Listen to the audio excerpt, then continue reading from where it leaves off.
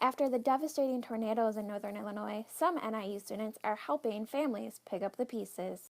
An F4 tornado hit most of DeKalb and Ogle County on Thursday, leaving most houses down to their foundations and a beloved restaurant, Grubstakers, torn to pieces. Volunteers were quick to help out the cause, though.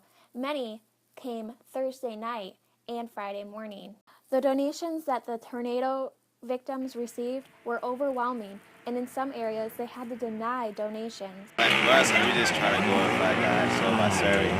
So that's what we do. Yeah, just to glorify God, and just show people that there's hope. You know what I'm saying? Like, it's a good way to serve the community, and like, people really need this help. Like, they didn't only lose a house, they lost a car, they can't even, get this transportation.